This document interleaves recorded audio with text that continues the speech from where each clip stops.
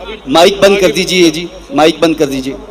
নবী সাল্লাল্লাহু আলাইহি ওয়াসাল্লাম 40 বছর বয়সে নবুয়তের ঘোষণা দিয়েছিলেন, আর তার আগে তিনি কার ইবাদত করতেন?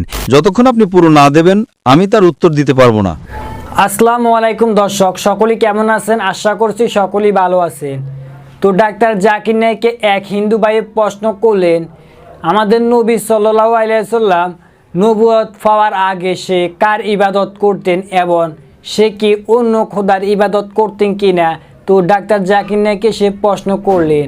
তো আমরা জানি যে আমাদের নবীজি মুহাম্মদ সাল্লাল্লাহু আলাইহি ওয়াসাল্লাম সে নবুয়তের আগে একমাত্র আল্লাহ তাআলার ইবাদতই করতেন এবং সে অন্য কোনো খোদার ইবাদত করতেন না। তিনি এক আল্লাহ এবং একাত্মবাদের উপর বিশ্বাস রেখেছেন।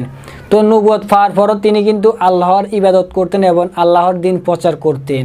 তো ডাক্তার জাকির নায়েক কী বলে আমরা মূল আলোচনাটি শুনে আসি। প্রভু যীশু খ্রিস্টের বরকতময় ও মহিমান্বিত নামে আপনাদের সবার ওপর শান্তি বর্ষিত হোক। আমার নাম রিয়াজ পাল এবং আমার বাড়ি লাহোর।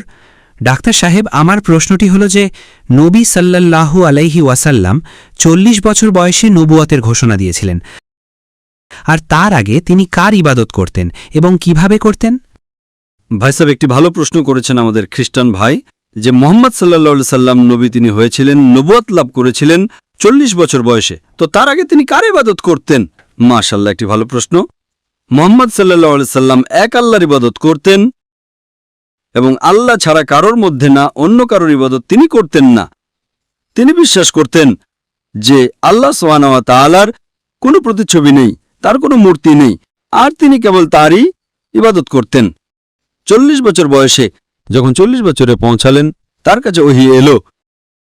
যখন তিনি হীরা গুহায় গেলেন, ইকরা পড়ো, জিবরাইল আলাইহিস সালাম বললেন ইকরা পড়ো, ইকরা পড়ো। তো তারপর তিনি ইকরা বিসমি রব্বিকাল্লাযী খালাক, সেটা সম্পূর্ণ তাফসীরের বিষয়। তো 40 বছর বয়সে তিনি নবী হন। তার আগে তিনি নবুয়ত লাভ করেননি, কিন্তু তিনি মুসলমান ছিলেন। মুসলিম মানে নিজের সম্পূর্ণ যে ইচ্ছা আছে, আকাঙ্ক্ষা আছে, তা আল্লাহর বিধান অনুযায়ী জীবনযাপন করা। তো নবুয়ত লাভ করার আগেও তিনি কেবল আল্লাহর ইবাদত করতেন, কিন্তু তিনি নবী ছিলেন না। তাই তিনি অন্যদের কাছে এই বার্তা পৌঁছাতেন না। যখন তার কাছে আল্লাহর নির্দেশ চলে এলো, যখন তিনি নবী হলেন, তারপর তিনি মানুষকে ইসলামের দাওয়াত দিতে শুরু করলেন। তার আগেও তিনি মুসলিম ছিলেন। আদম আলাইহিস সালাম থেকে শুরু করে মুহাম্মদ সাল্লাল্লাহু আলাইহি সাল্লাম পর্যন্ত যত নবী এসেছেন তারা সবাই মুসলমানই ছিলেন।